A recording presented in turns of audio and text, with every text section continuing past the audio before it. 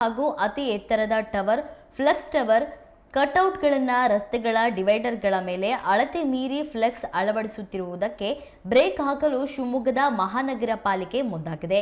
Cutout ಫ್ಲೆಕ್ಸ್ಗಳಿಂದ ಸಾರ್ವಜನಿಕರ ಸಂಚಾರದ ವೇಳೆ ಅಪಘಾತ, ಪ್ರಾಣಹಾನಿಯಂತಹ ಘಟನೆಗಳು ಸಂಭವಿಸುತ್ತಿದ್ದು, ಬ್ಯಾನರ್, ಬಂಟಿಂಗ್ ಪೋಸ್ಟರ್ಗಳನ್ನು ಅಳವಡಿಸಲು ಜಾರಿಯಲ್ಲಿರುವ ನಿಯಮಗಳೊಂದಿಗೆ ಮಹಾನಗರ ಪಾಲಿಕೆ ಆಯುಕ್ತರು ಪತ್ರಿಕಾ ಪ್ರಕಟಣೆಯನ್ನ ಹೊರಡಿಸಿದ್ದಾರೆ.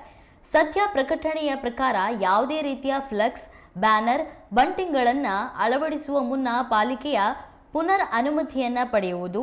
3 ದಿನಗಳ ಅವಧಿಗೆ ಮಾತ್ರ ಫ್ಲೆಕ್ಸ್, ಬ್ಯಾನರ್, ಬಂಟಿಂಗ್ಗಳನ್ನು ಅಳವಡಿಕೆ ಅನುಮತಿ ನೀಡಲಾಗ್ತಿತ್ತು. ನಿಗದಿತ ದಿನಗಳ ನಂತರ ಇವುಗಳನ್ನು ಯಾವುದೇ ಮುನ್ಸೂಚನೆ ಇಲ್ಲದೆ ತೆರವುಗೊಳಿಸಲಾಗುವುದು.